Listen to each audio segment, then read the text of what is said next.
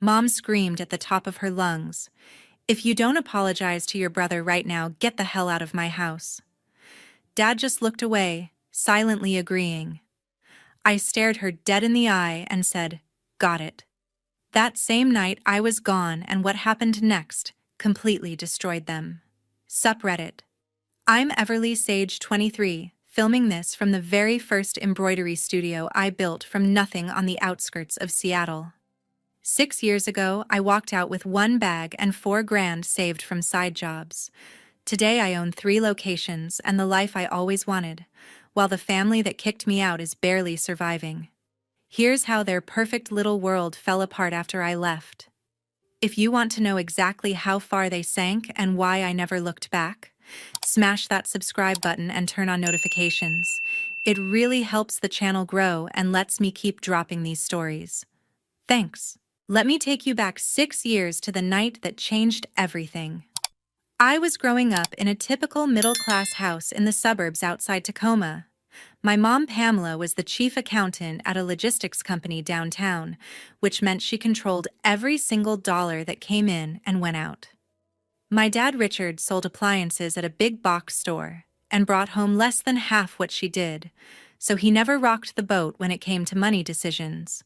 From the day my little brother Grayson was born 2 years after me, he became the absolute center of the universe. If he pointed at something in a store, it was in the cart before he finished the sentence. New iPhone every year the second it dropped. The latest Xbox the week it launched. Private basketball lessons twice a week. When he turned 16, Mom surprised him with a brand new 50cc scooter, even though the legal age was 17. She just paid the fine and called it done. I, on the other hand, got my allowance cut off completely the moment I turned 13. Mom said I was old enough to earn my own way. My clothes came from thrift stores or hand-me-downs from cousins I barely knew. I paid for my own prepaid phone plan starting in 8th grade by babysitting neighbors on weekends. If I asked for $20 for a field trip, the answer was always the same. Figure it out yourself, Everly. The double standards were insane. Grayson could have friends over any time, no questions asked. My friends needed permission 3 days in advance, and only if Grayson didn't already have plans. His room was off limits to everyone, including me. My room, Mom walked in whenever she felt like it, went through my drawers and threw out anything she decided I didn't deserve. Grayson missed curfew by hours. Mom waited up with snacks. I came home 10 minutes late once and got grounded for a month. Dad never stepped in. He'd just shrug and say, "Your mom handles the money, I handle the yard." He was terrified of her temper and even more terrified of losing the comfortable life her paycheck provided. So he stayed quiet, and I learned fast that speaking up only made everything worse. By 15, I was done begging for fairness. I started looking for a real way out. That's when I found my Aunt Meredith's little embroidery shop 20 minutes from home. Meredith is Mom's older sister, the family black sheep, because she never married and wasted her life running what Mom called a hobby store. I walked in one Saturday looking for a job, any job. She took one look at me, handed me a broom, and said, "Start today. $10 an hour cash." I showed up every day after school and every weekend. Meredith taught me everything. How to thread the industrial machines, how to digitize designs so they stitched clean, how to price custom orders so you actually made money instead of losing it on thread and stabilizer. She let me run small jobs on my own within a month because I picked it up fast and never complained about staying late. She paid me fairly, never shorted a dime, and never treated me like a kid who didn't belong. One slow Tuesday, she watched me finish a 20-piece dance team order and said something I still carry with me every single day. "Skills are the only thing nobody can take from you, Everly. Not your mom, not your teachers, nobody. Keep building them." That shop became my escape. I'd rather spend 10 hours hooping jackets and trimming jump stitches than 10 minutes at home, listening to Mom brag about Grayson's latest achievement while pretending I didn't exist. The money I earned went straight into a separate account Mom didn't know about.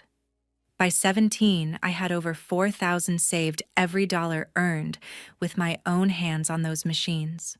I kept my head down, counted the days until graduation, and told myself the second I turned 18, I was gone for good. I had no idea it wouldn't even take that long. One Thursday night when I was 17, everything exploded. I was 17 senior year, locked in my bedroom, racing the clock on the project that would make or break my scholarship applications. This wasn't some throwaway assignment. It was the senior capstone for the fashion and embroidery design track, 40% of my final grade, and the single piece that had to blow the judges away. I had spent $300 I'd saved for 6 months on one perfect yard of Italian silk dupioni in ivory, plus another 80 on the custom-dyed threads, and the hand-built oak hoop frame I'd assembled myself.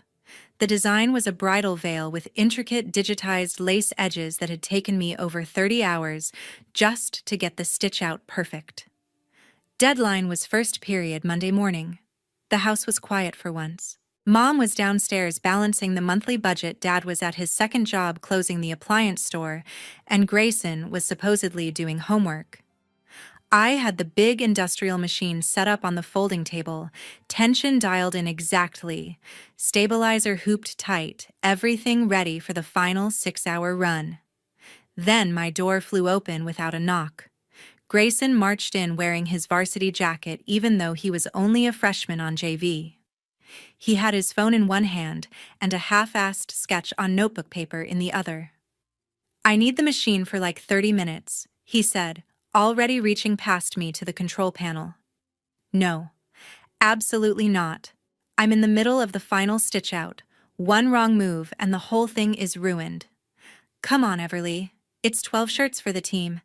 Coach said if we look pro tomorrow, we're basically guaranteed new uniforms next year." I said no. "Use the little brother machine in the basement or wait until Monday night when I'm done." His eyes narrowed the way they always did when someone dared tell him no. I'd seen that look turned on teachers, coaches, even Mom when she rarely tried to rein him in. But never full force at me. "You think you're special because you're chasing some stupid scholarship," he snapped, always acting like your little sewing projects matter more than everyone else. "Grayson, get out." He didn't. Instead, he grabbed my titanium embroidery scissors, the ones I'd bought with 3 months of tips, and in one violent sweep slashed straight across the silk. Once, twice, 3 long gashes ripping the entire yard into ribbons. Threads snapped like tiny gunshots. Before I could move, he seized the oak frame with both hands and slammed it down on the corner of the metal table. Wood cracked loud. The hoop shattered, the whole piece collapsed in a ruined heap. I lunged forward. "Are you insane?" He wasn't done. He shoved me hard, both palms flat against my chest. I flew backward, hip slamming into the sharp edge of the cutting table. Pain shot up my side so sharp I saw stars. The destroyed silk floated to the carpet like a dead thing. Footsteps pounded up the stairs. Grayson was already screaming at the top of his lungs, fake tears on cue. Mom burst through the door, face purple, Grayson right behind her, clutching his wrist like I'd broken it. "What did you just do to your brother?" she roared before I could even breathe. "Look at what he did." I pointed at the shredded silk, the broken frame, the scissors still in his hand. "That was $300 and 6 weeks of work. I don't care what he did. You do not put your hands on him ever." He pushed me first. He destroyed everything. Mom stepped so close I could feel her breath.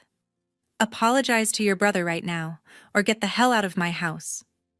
Dad appeared in the hallway behind them, still in his work shirt, eyes locked on the carpet, hands buried in his pockets. Not a single word. I looked at the ruins of my project scattered across the floor. I looked at Grayson smirking through his crocodile tears. I looked at Mom shaking with rage on his behalf. I looked at Dad refusing to even glance up. Something inside me shut off completely, like a switch flipping to permanent off. I met Mom's eyes, voice flat and calm. "Got it." I turned around, walked back into my room, and closed the door. That same night, I packed one duffel bag. The moment I shut the door on Mom screaming, a switch flipped inside me. No raging, no crying, just ice-cold clarity. I dragged my biggest duffel from under the bed and started filling it fast. 7 pairs of jeans, 10 hoodies and tees, 2 weeks of underwear and socks, the only pair of boots that didn't have holes. My MacBook charger, the portable hard drive, with every single design file I'd created since freshman year. Birth certificate, social security card. The thick envelope I'd hidden inside a slit I cut in the box spring 2 years earlier. $4,200 in 20s and 50s.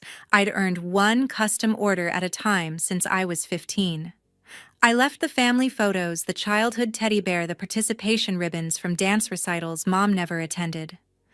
I left the yearbooks, the cheap jewelry, anything that could be used as emotional blackmail later. If it didn't keep me alive or help me make money, it stayed. 32 minutes after I walked back into my room, I was done. I zipped the duffel, slung my backpack over one shoulder, and headed downstairs like I was just grabbing a glass of water. The kitchen was empty, the overhead light harsh. I grabbed a pen and the back of a power bill envelope from the junk mail pile, wrote 4 words in block letters. I'm gone. Don't look for me. I placed it exactly in the middle of the table where Mom set her coffee every morning at 6:15 sharp.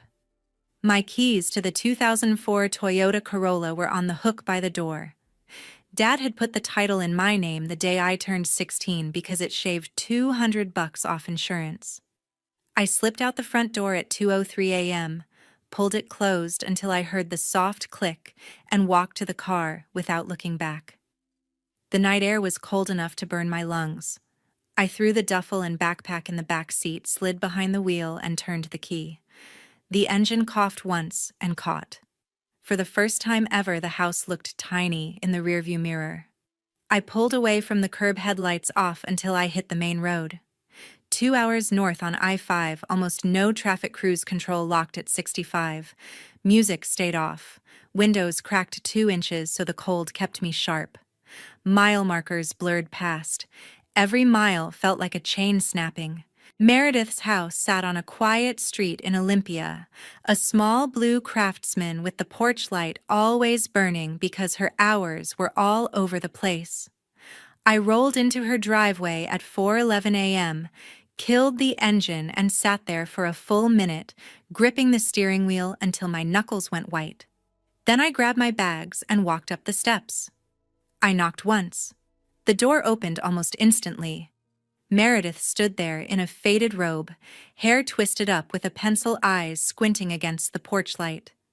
She took one look at me, the duffel, the backpack, the time on the clock inside, and stepped aside. "Upstairs room is still empty," she said, voice rough from sleep. "You look like hell. Coffee's on in 5. She didn't ask why I was standing on her porch at 4 in the morning with everything I owned. She just closed the door behind me and shuffled toward the kitchen. That first week, I crashed on her living room couch because the upstairs bedroom was still half full of moving boxes from 2 years ago. I was at the studio by 7:30 every morning, running machines, sweeping threads, taking walk-in orders, whatever needed doing. Meredith paid me for every hour in cash at the end of the day, no charity, no questions. Nights, I filled out the forms to switch to the district's independent study senior program. She signed as temporary guardian without blinking, drove me to the high school office herself, and waited in the parking lot while I handed in the paperwork. By day 8, the couch springs were murdering my back, so we hauled the boxes to the garage together. She handed me a set of clean sheets, a spare key, and that was it. I had a room with a door that locked and a window overlooking the backyard maple. I kept my head down, finished my classes online, and lived at the machines. For the first time in my life, nobody was waiting at home to punish me for existing. 8 months later, they finally showed up. 8 months later, they finally showed up. I was in the back room finishing a rush order of 40 personalized dance team jackets when the front bell rang hard enough to rattle the thread racks. Aunt Meredith was up front doing a bridal fitting, so I set the last jacket on the pressing table, wiped the lint off my hands, and walked out to greet whoever had just come in. Mom, Dad, and Grayson stood just inside the doorway, like they were staging an intervention. Mom's arms were folded so tight her knuckles were white. Dad stared at the floorboards.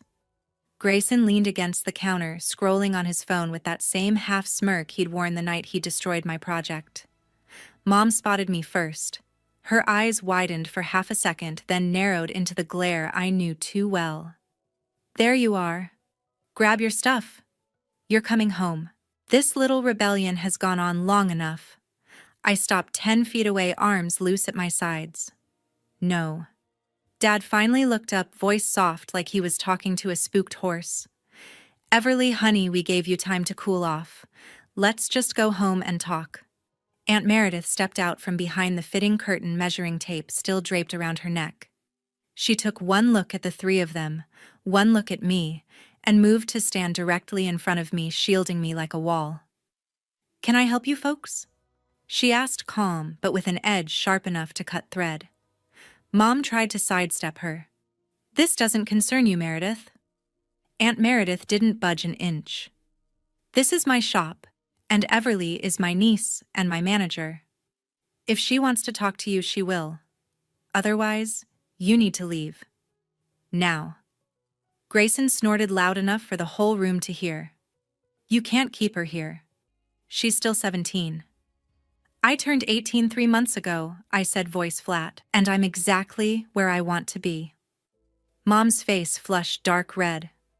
"After everything we've done for you, you think you can just vanish and live off your aunt like some parasite?" Aunt Meredith let out a short, cold laugh. "She earns more than her paycheck, Pamela. She runs this place better than I do most weeks. Try again." Dad tried the gentle approach. "Sweetheart, your room is exactly the way you left it. Grayson even cleaned the garage so you'd have space for your machines." Grayson rolled his eyes but stayed silent for once. I looked straight at Mom. "You told me to get out. I left. End of story." "That was said in anger," Mom snapped. "You're a child. You belong at home. I'm not a child anymore, and I'm not coming back." Mom took another aggressive step forward. Aunt Meredith raised one hand, palm out, stopping her cold. "One more inch and I'm calling the cops for trespassing. Your choice." The shop went dead quiet. The bride in the corner suddenly found the thread color chart fascinating. Dad put a cautious hand on Mom's arm. "Pamela, let's go. We'll try again when everyone's calmer." Mom shook him off hard. "No. She does not get to humiliate this family like this." I spoke again, calm and clear. "I'm not the one doing the humiliating right now." Grayson finally opened his mouth. "Whatever. Stay here and play with your little sewing toys for the rest of your life." Aunt Meredith's smile didn't reach her eyes. "Door's right behind you. Use it." They stood there another 10 seconds, Mom breathing fire through her nose, Dad staring longingly at the exit, Grayson already halfway out. Then the bell jingled violently as the door slammed behind them. Aunt Meredith locked it, flipped the sign to closed, and turned to me. "You holding up okay, kiddo?" I nodded once. "Yeah, Aunt Meredith. I'm good." She squeezed my shoulder gently. "Good girl. Back to work then." 2 months later, I walked across the small stage at the community college auditorium and picked up my diploma. I'd finished the online program 6 weeks early because I had nothing else eating my time except the shop and homework. Aunt Meredith sat in the third row holding a hand-painted sign that said, "Future Boss Lady" in glitter. Nobody else from my old life bothered to show. I never gave them the date. The very next day, Aunt Meredith slid a new set of keys across the front counter along with an updated paycheck stub. Official title, Studio Manager, 25% raise, and I got final say on hiring my first part-time employee. 7 straight years of learning every machine inside and out since I was 15 had finally turned into something real, something mine, something no one could ever take away again. 2 years passed in a blur. Aunt Meredith and I were running the Olympia studio at absolute capacity when a 30-second video I posted on TikTok, me stitching a 10-foot cathedral-length veil with hand-digitized Venetian lace in real time, exploded overnight. 20 million views in 4 days. Inbox flooded, brides from California to New York begging for appointments. We hired 2 full-time embroiderers the next week just to keep the machines from sitting idle.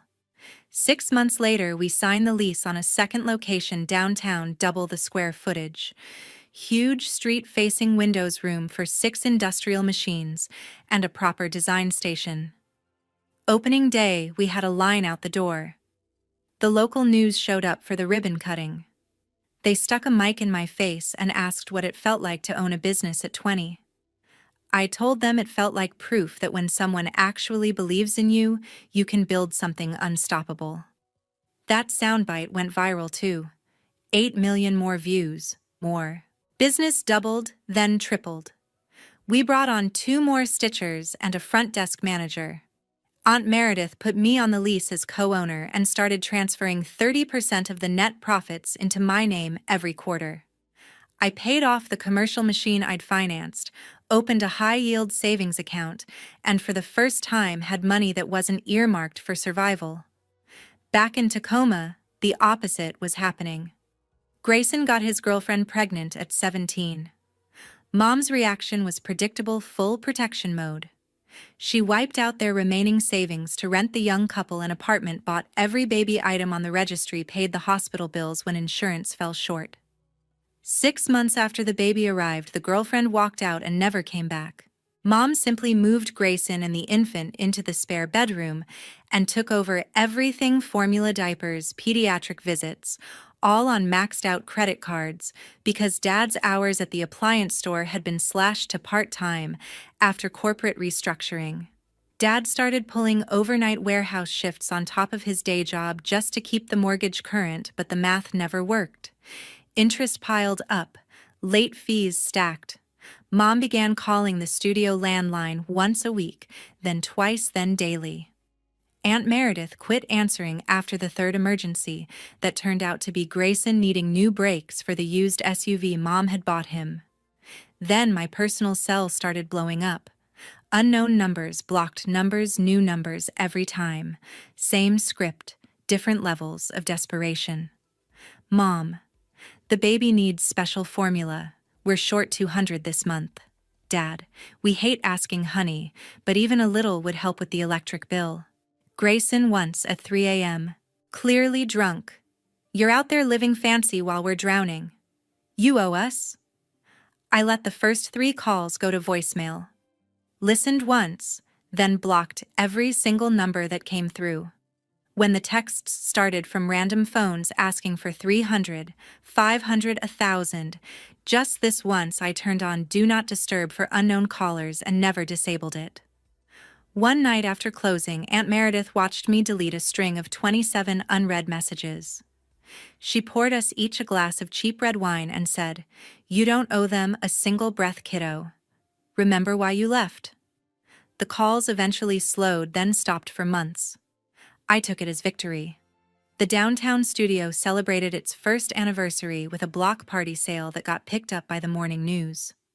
Revenue was strong enough that Aunt Meredith raised my ownership percentage again and started talking about location number 3 before I even turned 21. I was 20, training new hires, designing limited edition lace patterns that sold out in minutes online, and for the first time in my life, money was coming in faster than I could spend it responsibly. Then, the foreclosure notice hit their house. By the time I turned 22, their house was gone. The 2 studios were running like clockwork. 6 full-time employees, total consistent 5-figure revenue every month, and a bridal waiting list booked 18 months out. Aunt Meredith and I closed on a small commercial building on the edge of downtown Olympia, gut-renovated it, and moved the original location into the new space. We added a dedicated workshop room with seating for 12 and started offering paid weekend classes. My name was on the payroll as co-owner health insurance finally kicked in, and we bought a wrapped cargo van with the studio logo on both sides so we could handle larger deliveries ourselves. Meanwhile, the foreclosure notice turned into reality. Years of maxed-out credit cards, high-interest cash advances, and Mom refusing to let Grayson face any real consequences finally broke them. The bank auctioned the Tacoma house. They moved everything they owned into a long-stay motel off I-5, one cramped room with two sagging double beds, a hot plate, and a mini fridge that hummed all night. Dad was pulling morning shifts selling appliances, afternoon warehouse stocking, and 3 graveyard security gigs a week. Mom kept her remote bookkeeping job, added night office cleaning, and drove for 2 different delivery apps whenever she wasn't sleeping. Between them, they were clearing 90 hours a week and still couldn't cover the weekly motel rate plus the minimum payments on 15 different cards. Grayson stuck it out in that room for 6 months. Then one Tuesday, while Mom was on a cleaning shift, he packed a single backpack, left the baby with a note on the dresser, and vanished. No phone call, no text, no forwarding address. Mom came home to a crying infant and an empty bed. She filed a missing person report, but at 19 he was legally an adult, and the police closed it in 48 hours. Word through the family grapevine said he was couch surfing in Portland, picking up day labor and acting like the past 2 years never happened. I found out about the foreclosure from Aunt Denise over lunch. She still answered Mom's occasional calls out of guilt. I heard Grayson had bailed from a cousin's vague social media post. I didn't call. I didn't text. I didn't send a dime. That same year, I bought my first house. A 1940s 2-bedroom bungalow 8 minutes from the new building, listed as a fixer because the kitchen was original and the roof needed work. FHA loan 3.5% down payment, actually lower than renting a 1-bedroom downtown. Aunt Meredith co-signed for the bank's comfort, but the deed and the mortgage were in my name only. I spent weekends ripping out ancient carpet, refinishing hardwood floors, and painting every room myself. It wasn't big, it wasn't fancy, but the keys were mine, and nobody could take them away. That's also when Colton went from regular team customer to something real. He coached a competitive softball program and had been bringing jerseys in for years. One slow Thursday, he hung around after dropping off an order, asked if I wanted to grab burgers after we locked up. I said yes. 6 months later, we were splitting weekends between my place and his, taking turns cooking, arguing over playlists, and falling into the kind of easy rhythm I never thought I'd have. He never once complained about the thread dust on my clothes or the fact I sometimes worked until midnight on a rush veil. He liked that I could patch drywall and wire a light fixture without calling anyone. Life was steady, peaceful, and completely under my control. 3 months ago, Mom walked in alone.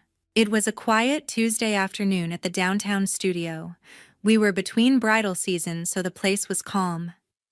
I was in the back digitizing a new monogram when the front bell gave a single hesitant jingle. I figured it was a walk-in consultation and kept working. Aunt Meredith's voice drifted back low and surprised. Pamela. I froze, needle still in my hand. I set it down, walked out front, and there she was. Smaller than I remembered. Hair grayer. Wearing a cheap coat that looked like it came from a discount rack. No Dad. No Grayson. Just Mom standing in the middle of my shop, eyes red and swollen. She saw me and the tears started immediately. Everly. I didn't move. What are you doing here? She took one step closer, hands twisting the strap of her purse. I needed to see you, to say I'm sorry. Face to face. Aunt Meredith glanced at me, eyebrows raised. I gave her the tiniest nod. She disappeared into the office and closed the door. Mom kept talking, words spilling out like she'd rehearsed them 1,000 times. I was wrong. About everything. The way I treated you. The way I always took Grayson's side. The night I told you to get out. I've never forgiven myself for that. I was a terrible mother to you. I see it now. I see how I destroyed us. Please, Everly. Please forgive me. She was crying hard, shoulders shaking, voice cracking on every word. Customers in the waiting area pretended to study magazines. One bride quietly slipped out the side door. I let her finish. Let every apology hang in the air until the shop was completely silent except for her ragged breathing. Then I spoke, calm, low, final. I heard your apology. Her face lit up with desperate hope. But we're done. Don't come back. Don't call. Don't text. Don't show up at my house. We're finished. The hope died instantly. Her mouth opened, closed, opened again. No sound came out. I turned and walked back to my station. The needle picked up exactly where it left off. Behind me, the bell jingled once more as the door closed.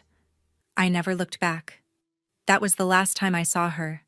Some people wait their whole lives for an apology that makes everything okay. I stopped waiting the night I drove away at 17. By the time those words finally came, I didn't need them anymore. They didn't fix the past. They didn't magically rebuild trust. They just proved how late they were. An apology you no longer need is just noise. Cutting someone off isn't cruel when staying would destroy you. It's survival. It's the moment you choose your peace over their comfort.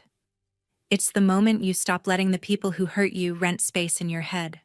I'm 23. I own 3 thriving studios. I have a house with my name on the deed. I have Colton who loves me on my worst days. I have Aunt Meredith who showed me what real family looks like. I have employees who respect me, customers who trust me, and a future I built thread by thread. I don't have Mom, Dad, or Grayson in my life, and I've never been happier. If you're watching this and you're still holding on to people who only love you when it's convenient, ask yourself one question. How much of your peace are you willing to trade for their approval? Sometimes the healthiest thing you can do is close the door and throw away the key. Because an apology that comes after you've already healed, it doesn't mean anything at all.